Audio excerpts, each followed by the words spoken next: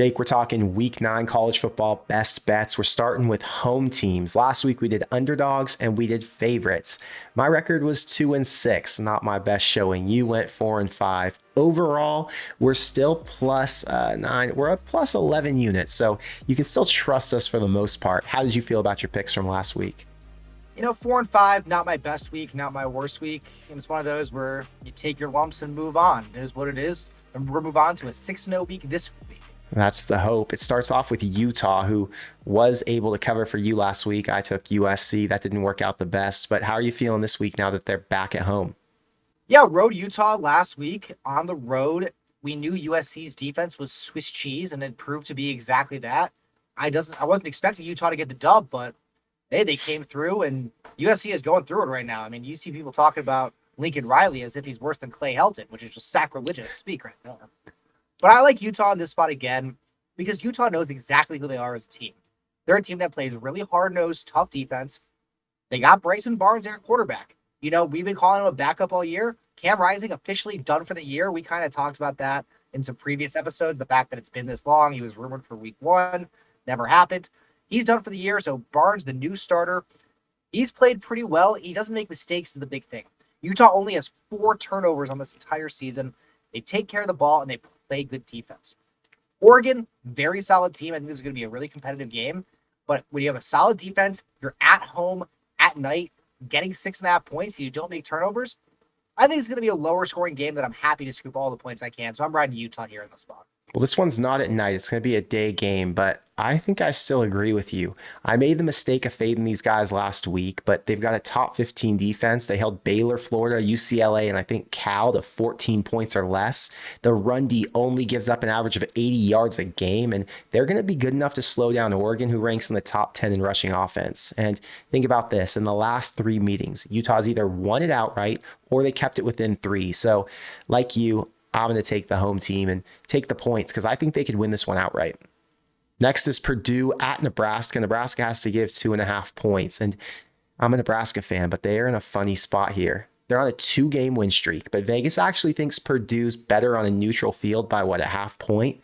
Nebraska's really banged up, as we know, and they've got 9 guys from the 2 deep in week 1 who are no longer on the depth chart today because they're out with injuries. So you're looking at a lot of new faces, especially when you talk about the 3 offensive linemen who are now out for the season, or at least for the next few weeks. Despite all of that, Matt Rule's got the team believing themselves again. I saw Pat McAfee talking about one of his speeches on his show today, and people are really in love with the Matt Rule energy right now. They're playing with confidence, even though the offense is one of the worst in the country, and the defense has been so good in every single game except for Michigan that I think they're going to hold Purdue's offense to less than 17, just like they have Minnesota, Illinois, and Northwestern. Now, again, I think this is a really dangerous spot for Nebraska, but I'm going to trust the new coaching staff. I'm going to trust their strong defense and special teams to carry them, and I think they're going to end up with their 3rd win in a row. And against Michigan, Nebraska might have looked a lot better if it wasn't for, this whole cheating scandal going on now. That's probably true. But I agree with you. Nebraska's defense has been absolutely lights out this season. The 3-3-5 that Tony White has brought has been really difficult for Big Ten teams to adjust to. Purdue is not a very talented team. They're not a very good team, in my opinion. I like this game to go under personally because the defenses are strong. The offense is not so much. As you said, Nebraska's got so many injuries. I lean them too because I like them to win this game. So I would lean them in the under here in the spot. Next up is Oklahoma at Kansas. Kansas getting 10 points at home. Last year, the final score on this one was 52-42. Oklahoma came out on top. So 10-point spread now. Roles reversed since they're going to be in Lawrence. How do you feel? All right, this game is now at Kansas. You got to give that home field advantage to them. Kansas is coming off a bye. This is a great opportunity for them to get healthy, get some players rested, especially that quarterback position. Jalen Daniels has only played in 2 games this season. But backup quarterback Jason Bean has really stepped up to the plate. We talked that he's one of the better backup quarterbacks in the entire country. He played a lot last year, and he's been really, really strong so far this season. Kansas has scored over 30 points every single game except for 1 against Texas. And they've given up 40 or fewer in every single game so far this season. Just by that alone, you think that's probably good for them to cover 10 if they're scoring over 30 and giving up fewer than 40. Now you got a game where Oklahoma's coming off of a squeaker win against UCF. And Coach Lance Leipold, he's a great coach, a talented coach. He's been able to see what UCF did successfully, play to the strengths of the Kansas offense. I don't necessarily know that Kansas is going to win this game, but I like them to keep it close and cover here.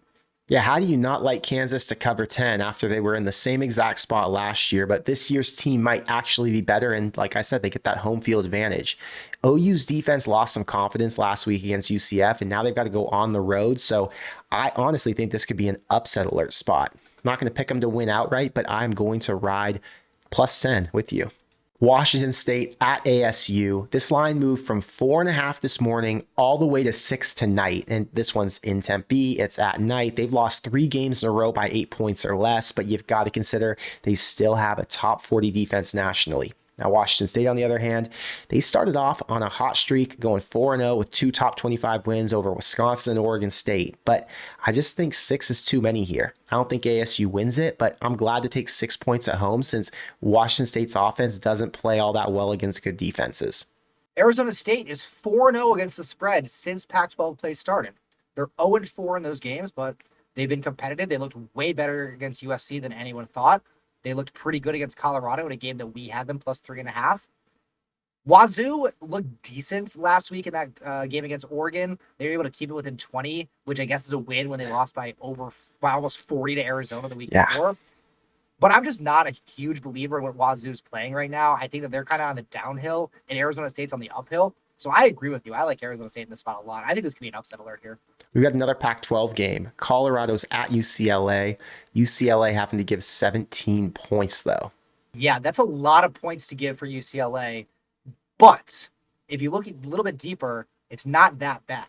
UCLA has only given up more than 17 points in a game once this season. Colorado now has the worst ranked defense in the entire country. They are last in FCS in defensive metrics. Now you're going against a high-tempo Chip Kelly offense. Let's not forget, Colorado has given up 35-plus points in 5 out of 7 games. Combined with UCLA only giving up 17 or more in one game, it's a good sign for UCLA. Now the little X factor, the little off-the-field issue but the off-the-field metric that I'm going for UCLA is you got Colorado. You got a lot of star players in that team. They're flying down to LA. I think they're going to be 100% focused on football, but you got all the clubs, the parties, the girls. I mean, we saw Travis Hunter and Shedeur Sanders tonight sitting first row at the Lakers-Nuggets game in Denver.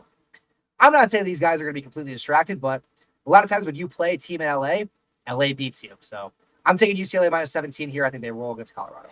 You know, Colorado's off a bye week, and I know they really want to win this game, but the UCLA defense is better than both Utah and Oregon. They rank 11th nationally. You look at the offensive line for Colorado that's been banged up, and they weren't very good to begin with. So Shedeur's going to face a ton of pressure again, and Chip Kelly's pass rushers are fast enough to get to him. So I think this one could get ugly, just like it did last week with Stanford. Stanford lost that 42-7. I think that was a home game for them too. So I really like UCLA here. And I looked at the total at 63.5, and I think it might be a little too high. I think it's going to be a 35-17 finish. So I actually like the under, but I might just stick with the spread. We'll see on game day how I'm feeling. Yeah, I like the under look. And as you said with Stanford, UCLA completely beat them down. And Colorado in their last game before the bye blew a 30-point lead to them. So yeah, I'm sticking UCLA here. Last is West Virginia at UCF. UCF is -7, and West Virginia jammed me back-to-back weeks. First against Houston 2 weeks ago. Then last week, they were terrible against Oklahoma State when they were a favorite by 3.5 points, I think. And then they lost that by, 14? Finally, Vegas is on the opposite end. They're over West Virginia just like I am. UCF's offense got after it on the road against OU, and West Virginia is nowhere close to Oklahoma's level. They're not going to be able to slow them down on defense. And if you can't slow UCF down on defense, then you're going to end up watching them give up another 48 or 41 points, just like they did to Houston and Oklahoma State. And correct me if I'm wrong, is there anybody on West Virginia's team who can keep up in scoring? West Virginia's got a decent offense. They certainly have put up points this year, but based on UCF's performance against Oklahoma, I certainly think they do have a stronger offense. Keep this in mind. Motivation. UCF needs to get to a bowl game. And if they want to get to a bowl game, they need to win 3 of their next 5. So they're not going to want to lose one of those at home. If they get a little bit of a lead, they're going to try to gas it up a little bit, get to 14, 17. And if they do, I feel really good about laying 7. You know, the thing about UCF is even though they've looked good last week and they've looked decent at times this year, against Baylor, their offense looked great and they blew a huge lead there too. But they still have yet to win a Big 12 game. And it's tough for me to lay 7 points when they haven't even won a game yet in this new conference. Sometimes it takes teams a while to learn how to win, especially when you're in a new conference, a new league, a new division. I don't really want to take West Virginia here because how they looked the last 2 weeks, but I think 7's a little bit too many. I probably would stay away or take the over because I think both teams are able to score. Yeah, I like the over because I think UCF has one of the top offenses in the country still. But Jake, we're going to get on to our, away game video. So hopefully these picks hit. We need some luck now because last week was a steep decline. We're going to get some magic, ride these picks, and we'll see you in the next one.